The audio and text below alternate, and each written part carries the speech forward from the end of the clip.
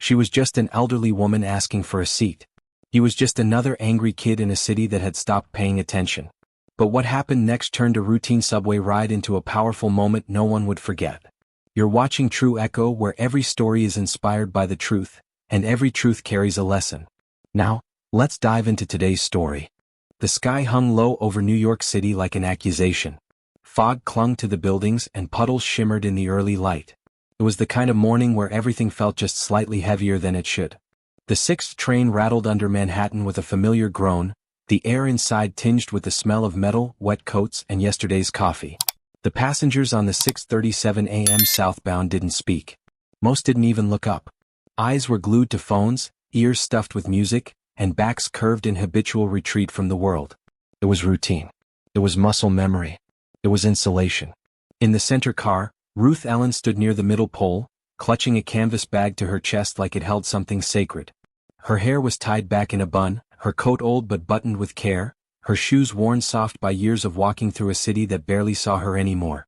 She had done her shopping early that morning, just like every Monday, 2 apples, a loaf of rye bread, a small jar of strawberry preserves. Comfort food. Ritual food. Her small joy. She glanced at an open seat, only half empty, the rest taken up by a young man who lounged across it as if the world owed him stretch room. His hoodie was oversized, cap backward, and headphones vibrated around his neck.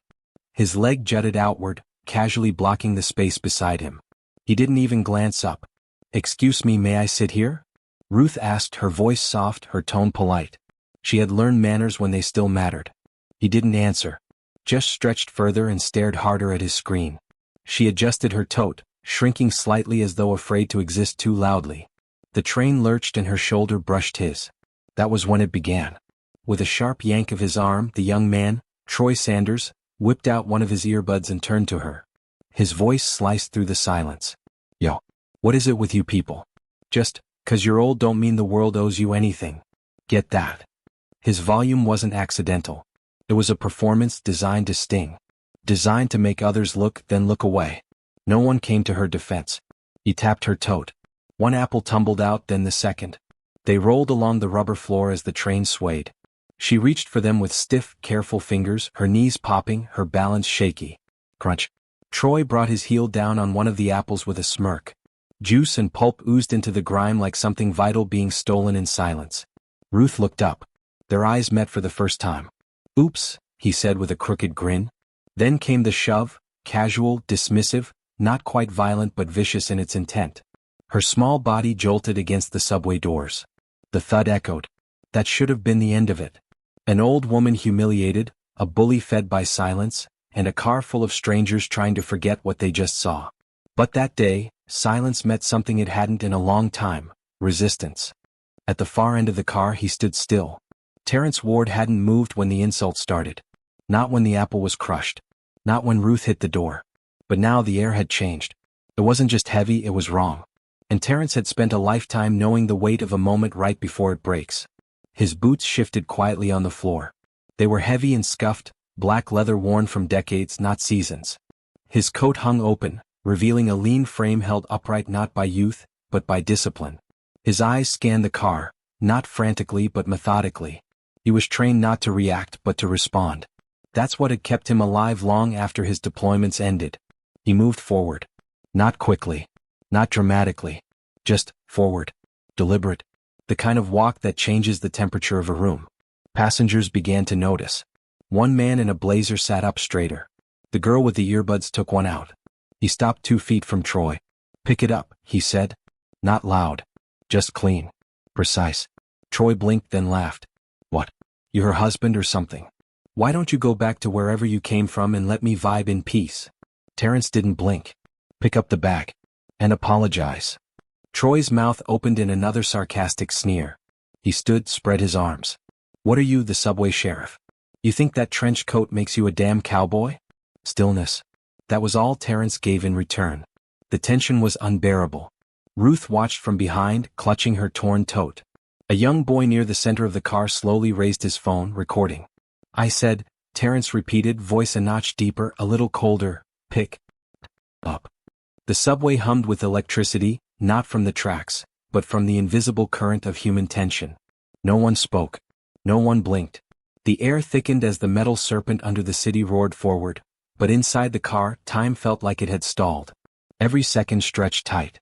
Troy shifted his stance, uncomfortable now, not with fear, not yet, but with the realization that this wasn't going to play out like the usual subway scuffles that got a few laughs and faded by the next stop. Something about the man standing in front of him felt different. Solid. Rooted. Not just confident, but certain. He reached down with a mocking flourish, grabbed Ruth's bag off the floor like it was contaminated trash, held it out in front of him with 2 fingers, then dropped it. The thud wasn't loud, but the glass inside cracked audibly. The jar of preserves split open, red liquid leaking like blood from a wound. The smear that followed looked grotesque in the yellow light. He smiled, defiant. There. Picked it up, he said. And I apologize that your bag sucks. He laughed, but it didn't land. Even he heard how hollow it sounded. Even he saw how the laughter didn't echo, how no one smiled with him. His audience wasn't playing along anymore. Terrence's face didn't change. He stepped once, close enough for Troy to feel the shift in air. That, he said, quiet and even, was your last chance. Something flickered in Troy's eyes. A hesitation. A twinge of something like understanding, but it passed. Pride surged instead. Pride and performance. No, he muttered, jaw clenching. Nah. You don't get to walk away thinking you punked me. And just like that he moved. Troy lunged, fast but reckless. A fist cocked. Elbows flying wide. A blur of teenage rage and bruised ego hurtling forward like a thrown stone. His body was all momentum. All heat. All reaction. Terrence didn't flinch. Instead he flowed. With the grace of a man who had dodged bullets and survived minefields, he turned. 1 step back. Weight shift. Arm raised, not to strike but to redirect. Troy's shoulder met empty space. His balance betrayed him. Terrence's left hand caught his wrist mid-swing. Not squeezing. Just stopping. It was like watching a machine short-circuit. Troy's body, all force and motion, suddenly had nowhere to go. Terrence turned his hips gently, a pivot rooted in years of combat training, and let gravity do the rest. Troy crumpled. Hard. He hit the bench sideways, not with injury but with shock. His breath left him in a single, ragged exhale. He blinked up at the ceiling like it had betrayed him. No punches had landed. No violence had erupted. Yet somehow the kid who thought he ruled this moment had ended up breathless and grounded. The subway car was still. Not silent in fear, but reverent. Someone whispered, "He didn't even hit him?" A voice answered from the far end, "He didn't have to." Troy sat slouched, his mouth partly open, his breath coming in shallow pulls. His eyes darted around the car, and for the first time he saw something new. Not indifference. Not avoidance. But eyes. Watching. Judging. Seeing. And then, he made a mistake. His hand moved into his hoodie pocket. It wasn't slow. It wasn't careful. It was practiced. Out came a black baton, compact, hard plastic with a reinforced grip. The kind of thing you carry if you plan to win a fight you start. The kind of weapon that didn't bruise, it broke. Gasps rippled. Terrence's expression didn't shift. Troy stood again, forcing his breath into steady rhythm, trying to wrestle back control of the moment. He raised the baton like a sword, his knuckles whitening around the grip. "Let's see you dodge this," he spat. He swung. Fast. Mean. A downward arc meant to split skin or snap bone. But Terrence had seen it before. Not just once. Not just in New York. But in alleys overseas, in shadowed corridors where the rules didn't apply, where survival was measured in milliseconds. He stepped, diagonal, not back. His elbow rose, absorbing the swing, deflecting the force into nothing. His other hand moved like a current, swift, clean, catching Troy's wrist just above the joint. He didn't twist. He didn't yank. He just locked. Troy's arm froze mid-motion. His knees followed, betraying his body once again. This time the floor met him harder. The baton skittered across the steel, clattering between the bench legs like a forgotten toy. Troy groaned, more in disbelief than pain. No cheers erupted. No applause followed. It wasn't that kind of moment. Instead, every eye watched as the boy who started this knelt with his head low, breath ragged, shoulders hunched. Terrence released his grip. It was not mercy. It was finality. He stood over Troy like a statue built by silence. Not victorious, just done. Then he turned, not to gloat, not to threaten, but to return to Ruth. She was standing, though barely. Her hand clutched the rail. Her eyes never left him. Terrence bent down, gathered the broken jar, the bruised apple, the tattered tote. He took a cloth from his coat and cleaned what he could, gently like it mattered, because it did. He handed her the bag. Both hands. No words. Her lips trembled. She nodded once. Behind them the subway began to slow. Next stop, 59th Street. The screech of the subway slowing filled the silence that no one dared to break. 59th Street loomed ahead, but no one rose. It was as if the entire train had forgotten its destination, anchored instead to the weight of what they had just witnessed. Terrence didn't rush. He didn't speak. He turned, calm and composed, and walked down the aisle as the train glided to a halt. Each step was steady, grounded, like the subway itself moved for him, not the other way around. He passed the man in the blazer, who no longer looked smug but reverent. He passed the girl with the earbuds, now frozen, her phone lowered but still recording with trembling fingers. He passed the mother with the stroller, who clutched her child like she'd just been reminded of something sacred. Terrence reached the doors. They opened with a hiss. He didn't look back. He stepped onto the platform with that same quiet certainty that had brought the car to stillness. Inside the train, a boy, maybe 12, eyes wide and jaw slack, turned to his mother. Who was that man? She didn't answer right away. She was still staring at the empty doorway. Still hearing the weight of a man who didn't need to raise his voice to change the room. Finally, she said, "Someone who remembers how to stand up." The doors stayed open longer than usual, like even the train knew it wasn't ready to move on. Then they slid shut with a reluctant groan. And still no one spoke.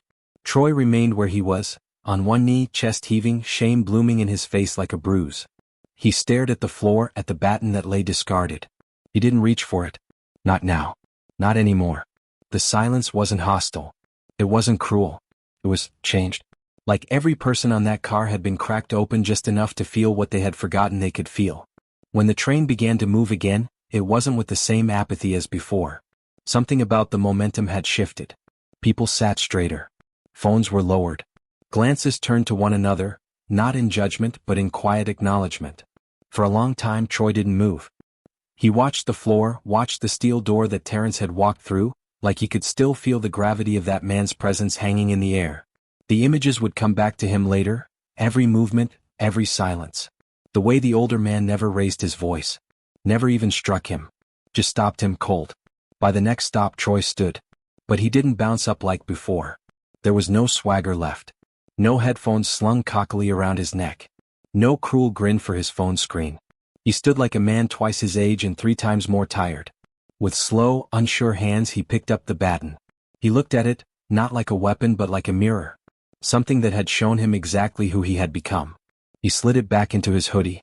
Then, after a second, he reached into the same pocket and pulled it out again. He placed it on the seat behind him. And walked off the train. No one followed. No one spoke. But this time everyone watched. Because they all knew something had happened here. Something rare. A moment where violence had been met with presence. Where rage had been turned aside not with more rage, but with a quiet that refused to budge.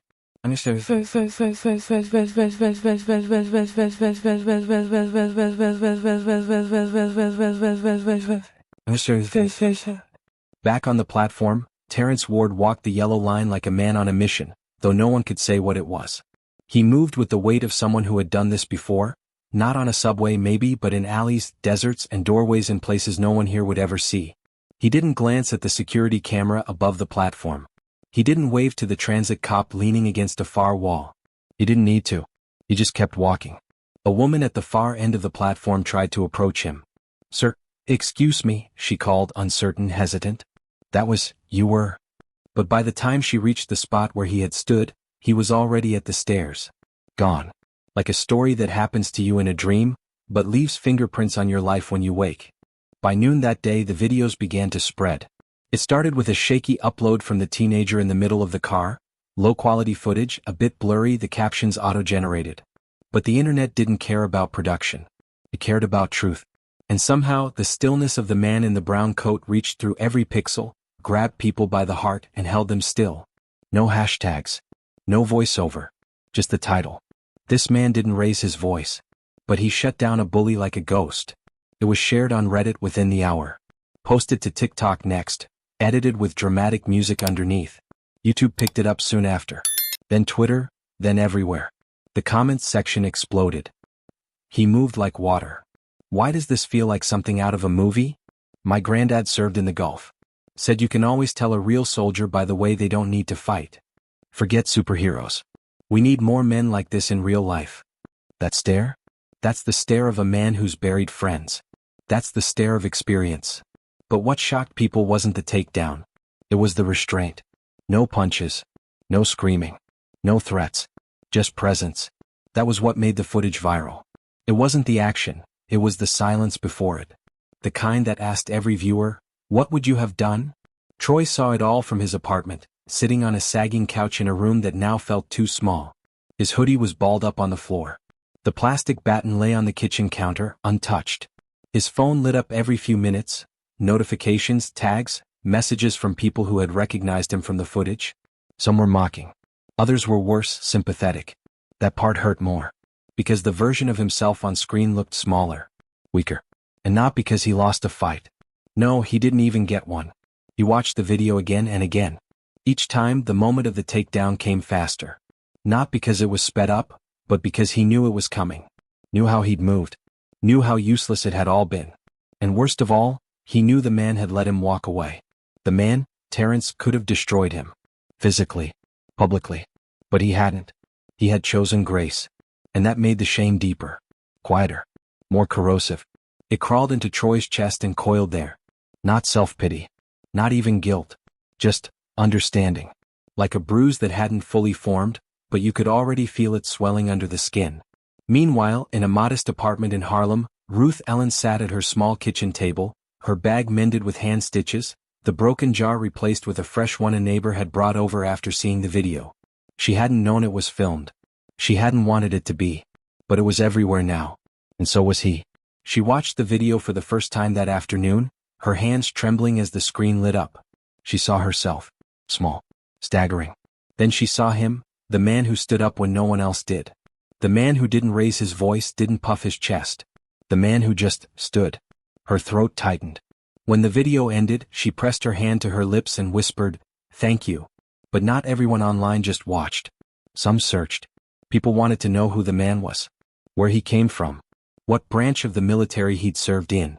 There were guesses, Army, Ranger, Marine, even CIA. But Terrence Ward had no Instagram. No Twitter. No LinkedIn. Only a record buried deep in a public archive that a determined ex-journalist found first. Staff Sergeant Terrence L. Ward. U.S. Army Special Forces. Retired. That headline hit like a drum. Suddenly he wasn't just a man on a subway, he was a story. News channels reached out.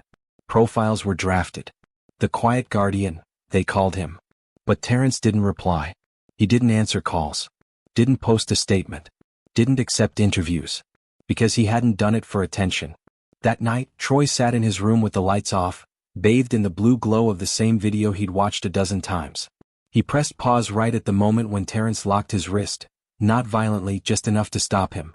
Troy stared at that frozen frame. Then whispered to no one, "Why didn't he just hit me?" And in the silence that followed, he heard the answer. Because the man didn't need to. Because it wasn't about pain. It was about truth. And that was starting to hurt far more than any punch ever could. 3 days passed. Troy didn't leave his apartment. Not once. His phone buzzed endlessly, friends forwarding memes asking if he was okay, joking about Subway Sensei and Old Man Kung Fu.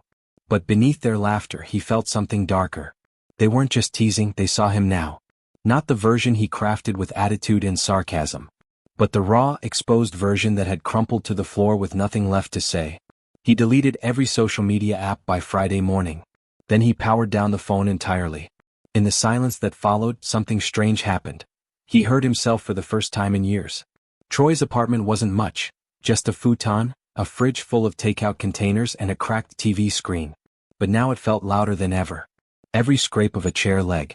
Every creak of the floorboards. Every passing siren outside the window. It all echoed against the silence inside him. His reflection in the bathroom mirror looked unfamiliar. As a little duller. Shoulders hunched. Bruises on his pride rather than his skin.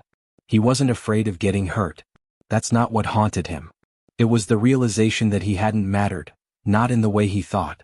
All that bravado, all the attitude, all the posing? It had been transparent. Terrence Ward had looked right through it and seen the child hiding underneath. And now, so had the rest of the world. Troy finally stepped outside on Saturday morning. The streets were busy as always, but something in the way he moved had changed. He wasn't slouched anymore. He wasn't stomping his way through the crowd with music blasting in his ears. He walked, slower, straighter, eyes open. He didn't know where he was going. He just walked. The subway pulled in, rumbling like a challenge, and he hesitated at the top of the stairs.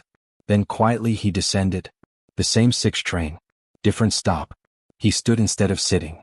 And when an older man entered at 33rd and looked around, holding onto a plastic grocery bag, Troy stepped aside, silently, respectfully, and offered his seat. The man gave him a nod. "Thanks, young blood." Troy didn't reply. Just nodded back, then held the rail as the train started again. Across the city, in a Veterans Community Center on East 125th, Terrence Ward was sweeping a hallway. Not because anyone asked him to. Just because it needed doing. He had turned down every interview. Every documentary offer. Every podcast request. He didn't need an audience. He hadn't done anything special as far as he was concerned. He just acted the way his mother raised him to act. The way his commanders trained him. The way decency should act. Still, he couldn't avoid the aftermath. A counselor at the VA had pulled him aside earlier in the week. "You've gone viral," she said, laughing gently. "You're a hero now." He had shaken his head. That boy didn't need a hero. He needed a mirror. The counselor blinked. "And what do you think he saw?" Terrence paused, then shrugged. "Hope if we're lucky. Pain if we're honest." He went back to sweeping. Later that evening, Troy found himself outside a nondescript door in Harlem. He'd seen the building on a community bulletin board, Veterans Resource Center, all welcome. No judgment. He stood outside for a long while before entering. The inside smelled like coffee and worn leather. A soft jazz tune played from an old radio in the corner. There were flyers for group therapy, job training, community outreach. He approached the front desk where a middle-aged woman looked up kindly. "Can I help you?" "I'm looking for someone," he said, then paused. "I don't know his last name." "Terrence." Her smile grew. "You're not the first to come looking for him this week." Troy flushed. "He here?" She nodded toward the back hallway. "Try the rec room." He walked slowly, heart pounding like he was heading into battle. Terrence sat at a folding table, polishing a chess set. He wore the same brown coat, sleeves rolled up slightly. His fedora sat on the table beside him. His hands moved with care, cleaning each piece like it deserved attention. He didn't look up. "Hello," Troy said, voice barely above a whisper. Still, Terrence nodded. "I remember you." Troy swallowed hard. I wanted to say," he hesitated. Then said the hardest words of his life. "I'm sorry." Terrence finally looked at him. Not with judgment. Not even with expectation. Just presence. "I know," he said. Troy stood awkwardly, unsure what to do next. "I was angry," he added. "At a lot of things. I thought, if I acted tough enough, no one would see I was scared. You saw it though. Didn't you?" Terrence nodded once. "Didn't take much. I'm trying to do better." Terrence gestured to the empty chair across from him. "Then sit down. Let's start with a game." Troy blinked. "Chess." "It teaches you something," Terrence said. "Every move has a consequence. Every mistake is a lesson, if you survive it." Troy pulled out the chair and sat, his shoulders still tense but a little straighter than before. Terrence set the board. "Your move." The first few moves were clumsy. Troy fumbled with the pieces. Unsure, second-guessing himself, hands hovering before committing. Terrence didn't mock him. Didn't coach him either. He just watched. The game unfolded in quiet turns. Outside, Harlem buzzed with its usual life. Sirens and music, laughter and footsteps. But inside that small rec room, time seemed to move slower, like it had agreed to let this moment last longer than it needed to. Troy's brow furrowed with focus. Terrence occasionally sipped his coffee and offered no commentary. Only silence. And in that silence, Troy grew. Not into someone new, but into someone real.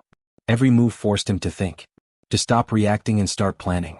He was used to being loud, fast, aggressive, get the first hit, don't show weakness, win the room before it even knew it was a contest. But chess didn't care about confidence. It cared about consequences. 3 games later, he finally looked up and asked, "Did you always know how to be that calm?" Terrence didn't smile, but his eyes softened. "No one's born calm, son. You learn it the hard way. In places that don't forgive loud mistakes." Troy nodded slowly. "You been to war?" Terrence nodded. "Many. Did it change you?" "No," he replied. "It revealed me." That line landed heavy. Troy let it settle before asking, "And what did you see in me?" "On that train." Terrence leaned back slightly, folded his arms, and looked at the young man across from him. "I saw someone who'd never been taught how to lose without breaking. That's dangerous. But not unfixable." Troy exhaled like something cracked open inside his ribs. "That woman. Oof. I don't know how to make it right." "You don't," Terrence said. "You live it right. That's how it becomes right." Over the next few weeks, Troy began to return. Not every day. Not because he was asked, but because something inside him told him he needed to. He helped mop the floors in the center. Sat in on quiet talks with veterans. Took odd jobs they referred him to, dishwashing, sorting groceries at a pantry, even helping clean up a community basketball court. He never bragged. He never posted. He just did. Ruth Ellen saw him again by accident one morning in the park near her apartment. She was feeding pigeons on a cold bench when she heard a voice say, "Miss Ellen?" She turned. It took her a moment to place him. Then her eyes softened. "I'm sorry," he said again. "For everything." She studied him, not just his face but the way he stood. He wasn't slouching. He wasn't hiding. "You remember my bag?" she asked gently. He nodded. She reached into her canvas tote and pulled out a new jar of strawberry preserves. "I made a fresh batch. Take it." He took it in both hands like it was something holy. By the third month, the videos had faded from the internet cycle, buried beneath newer, louder content. The algorithms had moved on. But the people who saw it? They hadn't forgotten.